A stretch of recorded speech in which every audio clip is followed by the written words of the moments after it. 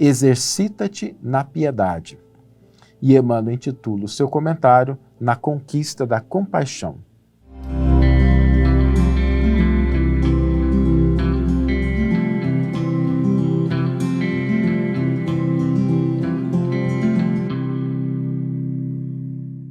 Olá, meus amigos, olá, minhas amigas, sejam todos muito bem-vindos ao programa Reflexões com Emmanuel.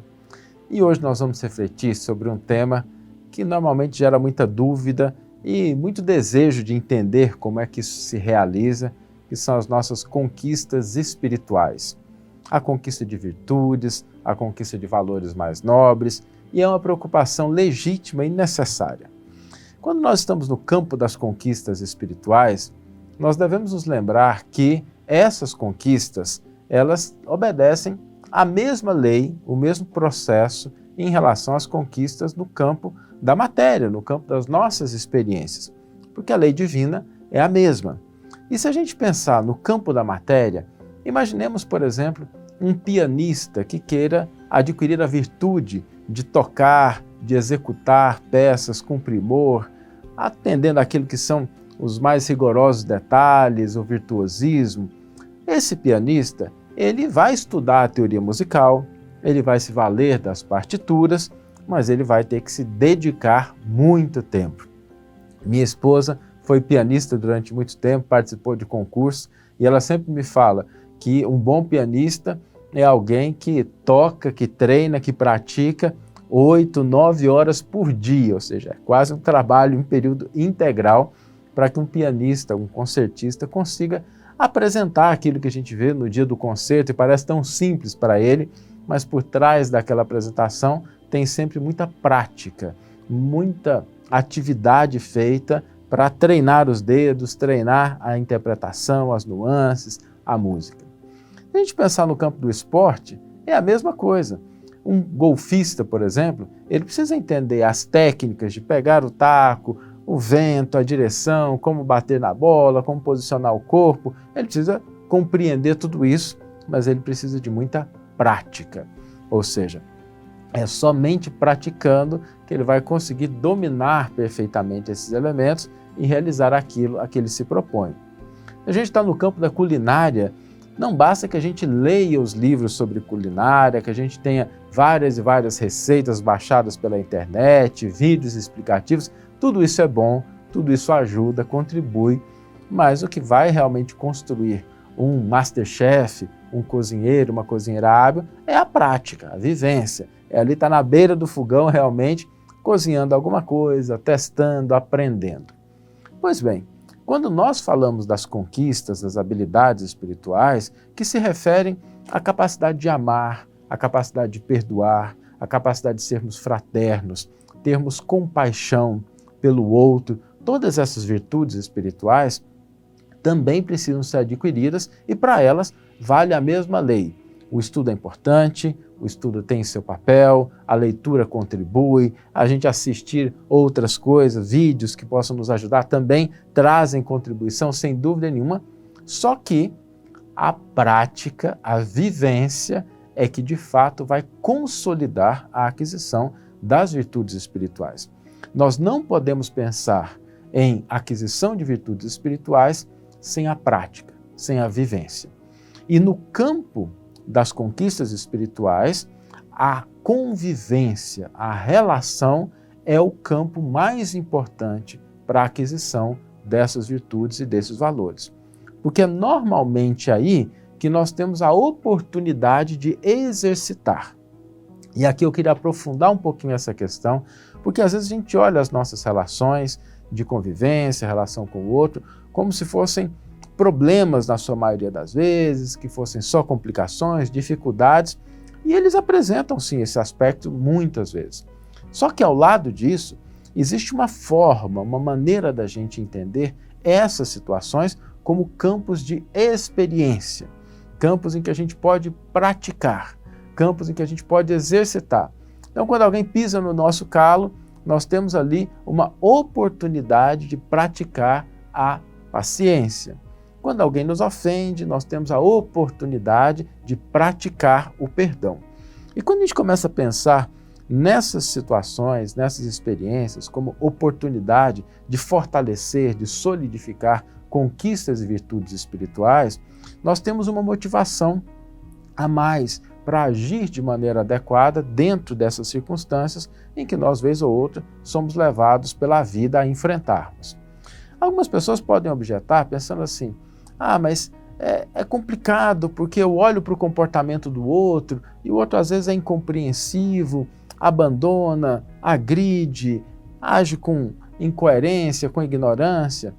E para que a gente possa tornar essa experiência um pouco mais simples, nós precisamos avançar no campo da compreensão.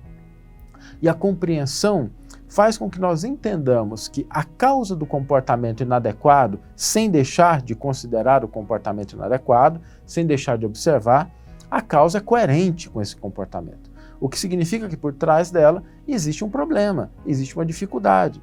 Quem age, por exemplo, com irritação, está passando por problemas de compreensão ou às vezes de equilíbrio.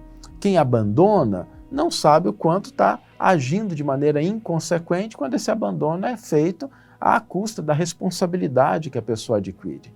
Então, por trás de todo comportamento equivocado, existe um erro que mais cedo ou mais tarde as leis da vida vão conduzir a uma necessária reparação.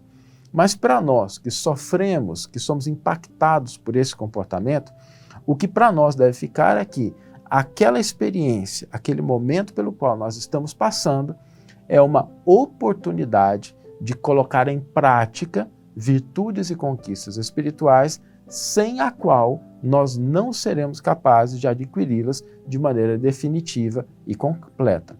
Por isso, da próxima vez que a gente estiver passando por uma situação difícil, quando alguém pisar no nosso calo, a gente deve parar e pensar um pouquinho assim, opa, a vida está me convidando a exercitar, a praticar conquistas espirituais, valores, virtudes que me proporcionarão níveis mais elevados de paz, de harmonia e de felicidade. Vamos ler agora a íntegra do versículo e do comentário que inspiraram a nossa reflexão de hoje. O versículo está na primeira carta que Paulo endereça a Timóteo, capítulo 4, versículo 7, e Emmanuel comenta uma parte desse versículo em que o grande apóstolo dos gentios nos diz: exercita-te na piedade. E Emmanuel intitula o seu comentário Na Conquista da Compaixão.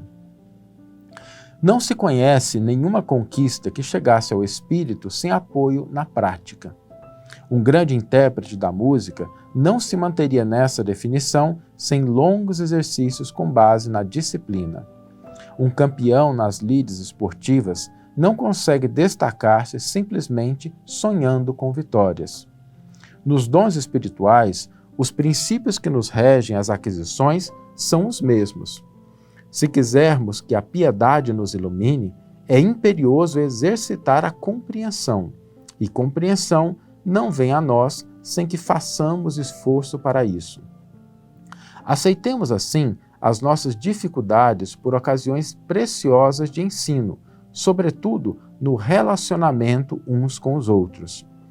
Nesse sentido, os que nos contrariam se nos mostram como sendo os melhores instrutores.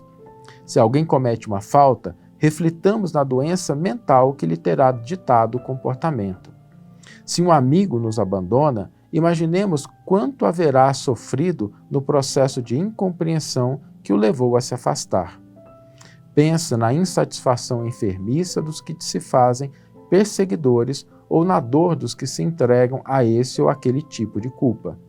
Compaixão é a porta que se nos abre no sentimento para a luz do verdadeiro amor.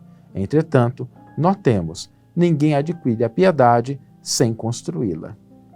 Uma bela página de Emmanuel, nos ajudando a relembrar, a refletir sobre esse aspecto das conquistas espirituais que muitas vezes passa despercebido da nossa vida quando nós estamos analisando as circunstâncias pelas quais estamos passando.